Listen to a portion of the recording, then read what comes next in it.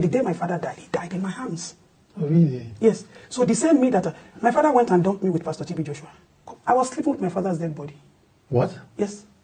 Why? I was young at the time I was living with TB Joshua, but I saw rare things. My stepmother carried one pregnancy for about 11 to 15 years. I don't know where she...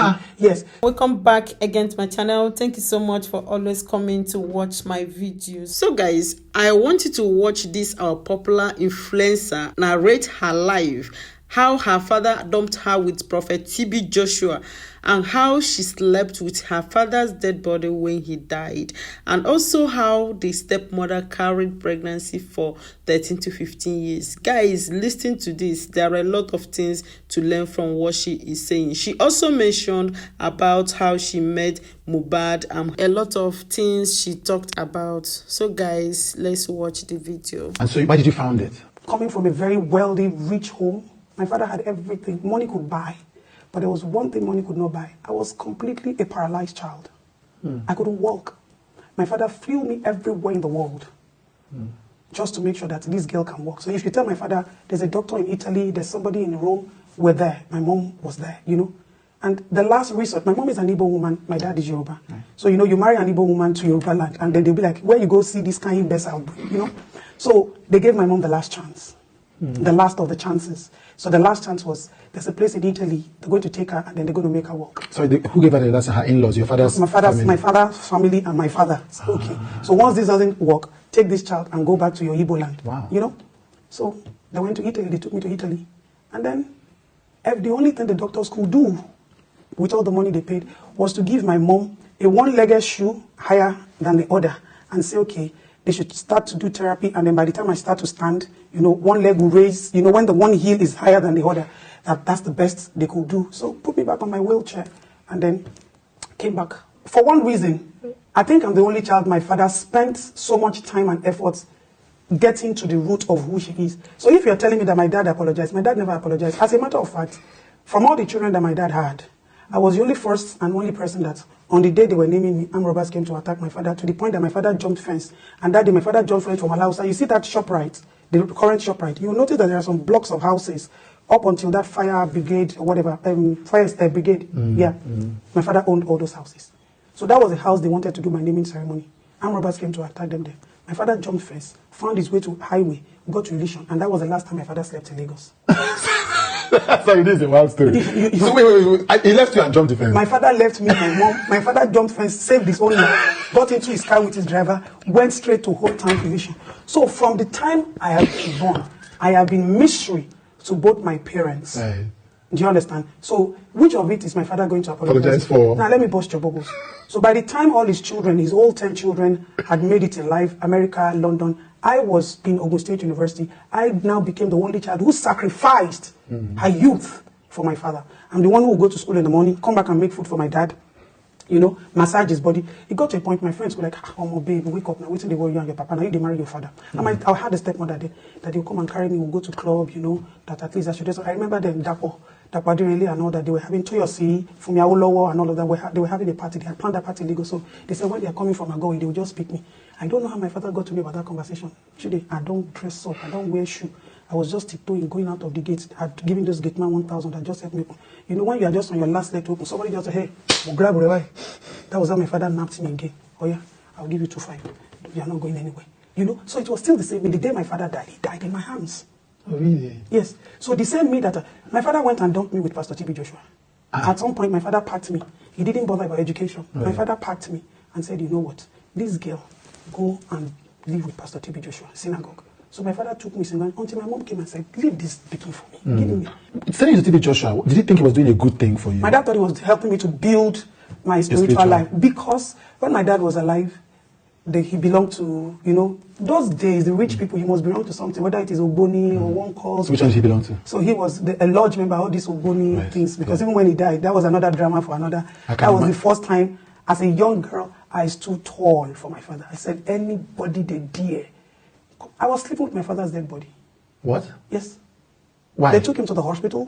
When my dad died, he died in my hands. Yes, you said something. We called the ambulance. They couldn't do anything, you know. They took him to the hospital. The hospital rejected my father. Said, this man in this hospital, you want them to come and bombard this hospital? It's not possible. Because of his lodge membership. Because his lodge membership and his popularity. Right. All their caribous, all the obas, they happy saying, hey, grand patron, don't buy. You know. So they had to take my father's body. They were looking for where to take him. I said, bring my father's body home. So we took my father's body and then we put him in the bedroom. And then when family members said that Latayo was there, they started to come, where is the key of the house? Where is this? Where is that? I didn't even answer. I just took one fake key. I just gave it to them. So my father's body was there every night. I go to sleep with him. Sorry. So he had died at this time? My father had died, so no mortuary could keep my dad. Yes. No hospital could keep him. So you had to come back The only home. thing was we brought him home. So the Methodist people came because my father is also a Methodist member by birth, you know. So the Methodist people came, they prayed for us and all that. And we also didn't tell them that his body was in the house. Right. They didn't know his body was in the house. Why didn't you tell them? Because at that point, nobody trusted anybody. We didn't know the gravity of what my father had put himself into. Right, so you don't know whether someone's going to try and steal the body or something? No, it wasn't as if whether they had started showing up. They had started coming. They had started making requests. They had started speaking to my elder brothers. My elder brother, my dad's first son, lives in Lagos. They had started talking to them. They had started calling them. Right. So what kinds of rituals? Those ones were already bulging. Those ones, they were already checking out, bulging and all that, you know. And me, the youngest, I just said, you can't even try. So you were staying with your dad's body so that nobody will come and take the body and do anything with it. You couldn't. And they didn't attack you? How? With their spiritual something? How? Maybe until God gives anybody that power. You can't attack me spiritually. I'm greater than you. Whatever you believe in. Somebody sitting here is bigger than that thing. I love that. So, at the end of the day, my brothers even came. It even became war between the children. Let them carry on. There's one of my sisters that one started crying. She doesn't want to allow. Our dad already said he settled these people. And these people are claiming that there's no settlement. He said they already contributed one thing and this and that. All that drama tarried. Me, I was just busy. I'll just go and check my father's, but he completes. In the night, we'll sleep together, wake together. And let me even shock it. My stepmom at that time, that one even wanted to enter the room. To do what? As usual now. You know, once it's polygamy, everybody wants to grab whatever is grabbable and do whatever is doable. So she was trying to take things from inside the room. So she entered and then she only to realize that dead body and the daughter. you know. So today, I've seen too much. I've gone through so much for me to even now feel the life I'm living today is not a challenge. It's just a fulfillment of who I am. Wow. Wow. Wow. It is what it is. Okay, so going up with TB Joshua, you know all the controversy about TB Joshua now. People think he's a fake prophet, some people think he's a false pastor. You have first-hand experience of him. Was he a genuine man of God? I was young at the time I was living with TB Joshua, but I saw rare things. I saw Pastor TB Joshua wouldn't be able to eat. Sometimes he doesn't eat palm oil. Sometimes he doesn't eat salt. Whatever food they're going to give him. As a matter of fact, inside that Ikotwegbe where we were then, the place where he's living, we have to get onto like a small ferry or a paddle boat and then take him. Pastor TB Joshua didn't have a bed. He didn't have AC. He didn't have TV. It's just like a room that was combined with wood. Right. You know, just like, you know, these houses on the water. Right, you know, right. Like when you put the planks together. Yes. That's where, and then a mattress. That's where. Why? That's the life he was living as at the time I was there, you know. And then if he wants to come to the church, they bring him to the church. He has an office inside the church as well, but if he has to sleep and all of that, he goes there. I remember his daughter, Tokbe. I remember his wife. For a very long time, I never saw the wife coming close. And I asked that question, saying, when you're, that there's nothing like sexual. You cannot have sex with his wife. No, there's nothing like sexual. That's when you're spiritual, you're clean, you know. So how do you get the children? No, like there are times where he has to stay. Okay, yes. Right. And then I think it got to a point in his life where that wasn't obviously happening anymore, you know. But what doesn't happen anymore, like the separation? Maybe sex and all of that, you know. I must have stopped having sex at some point. Pastor TB Joshua got to a point where his life was even controlled, even his preachings. Obviously, TB Joshua is a very, very spiritual being. Though the relationship between Pastor TB and Joshua and I and my dad was different because, you know, my dad was a spiritual, craven person. You know, my dad wanted to break record in every angle. Oh, this is the church that is raining. My stepmother carried one pregnancy for about 11 to 15 years there. I don't know where she... Yes. So when it got to that point, that was how they got encounter with Pastor TB Joshua. So they carried that with that pregnancy there, you know. So that you have a lot of stories. Hold on, sorry, wait. Your stepmother had a child for 15 years. Had a pregnancy for a very long time, yes. Until tomorrow, she never gave birth to that child. So, but after my dad died, she's got twins. I don't know how she got the twins, you know. But until... I remember my papa don't buy flasks, buy everything. Where, you know, when we're going to school, we were in boarding school. Hey, by the time we come back, we're coming to do Ikoma. We like, when you born, call us, so let them come and say, no, well, will they go, they come, will they go, they come, will they go, they come. We don't see them. You graduated and the baby has not come out. We graduated because... Was she really pregnant? Yeah, she was pregnant. So it's a spiritual attack? Yeah, but whatever spirituality is, what spirituality it is, you know. But me, I know, say, I enter secondary school, graduate, I still not see picking. So it was when it got to a point, that was when my dad took her to TB Joshua, because then, you know, there could be a miracle and all of that. So they took her to... Right. So do you think the miracle happened? That's why she eventually had the twins? No. She had twins for another man after my dad died. So what happened to that baby? The pregnancy disappeared after some time. So we didn't see anything anymore. So that must have been the spiritual intervention. So that was then, it, spiritual intervention. Okay, so you did answer the question. Did you think that TB Joshua, so he was a spiritual man? TB Joshua was a spiritual man. Yeah, but do you think he was a genuine man? See, let me tell you something about spirituality. God uses spirituality in different ways. Why do you think that the blog, Gist Lover, is on your matter? You know, because, so when researching for this interview, they've said some really heavy things. They said that you're a member of Ogboni now. It makes sense. I mean, you've mentioned your dad, so maybe that's what they could say. You're a member of Ogboni. They've called you a former call girl. Is there any truth to any of these allegations they've made? And what exactly is the fight that you and this blogger have? Number one, you and I, nobody knows who Gist Lover is, number one. Right. Number two, I'm sure there's something they always say on social media, come with receipts. Nobody, upon everything that has been said about me, there has not been a single receipt. So, whoever that blogger is just trying to change the narrative of me as just a day tool. Like when they started to talk about myself and my husband, his ex-wife ran to him. Madam, you have failed in court. Spiritually, you have failed. This is a woman who has appeared to me in America as a cat. This is a woman who would appear to me in the middle of the night. Sometimes my husband will be like, what is all this fight? I'll tell my husband, listen, the only reason why I just overlooked this woman, I have not gone into prayer fast because she's got kids for you.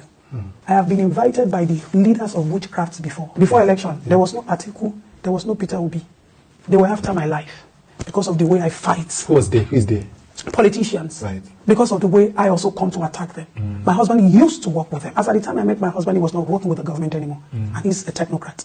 But they keep looking at it that you be Lagos boy now, you be APC, your wife not supposed to do the follow your wife, talk now, calm her down. And one day, when one of them called, my husband said, you know what, the only thing people can do to this woman that I know can stop this, if you can take her to India and let them drain her blood and put another blood, so that by the time she wakes up, she would have lost memory. That because even me that I'm her husband, living with her, I don't understand how she does this thing. And I was able to fight and conquer. I had 14 miscarriages. 14 times. 14 miscarriages. With all my receipts. My scandal. For your husband? Yes. This is 8 years. I get that. So just to clarify the story, are you saying or implying that your mother-in-law was behind the miscarriages? Stepmother. Whatever spiritual battles they were doing.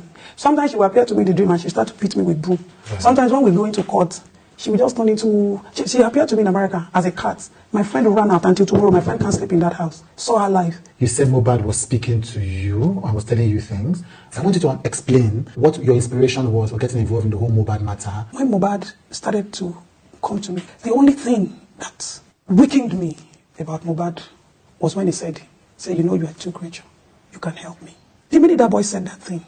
And so this after he had passed. This was the spirit. This was on the, I think it was on the 12th. No, was it on the 15th or thereabout? 12, 13, 15, I can't remember. Because I released the song, my Calvary song, on the 11th. Yes. And then this happened, and then I just told all the bloggers, stop. Even before I came on the issue that somebody has died last month, I told my PR post, I told Tunde, all of you should pause on publishing, and that somebody, a young person just died, and we are all saying, let's pay respect, until he came to meet me. So it was when he said that, but you know you are a two person.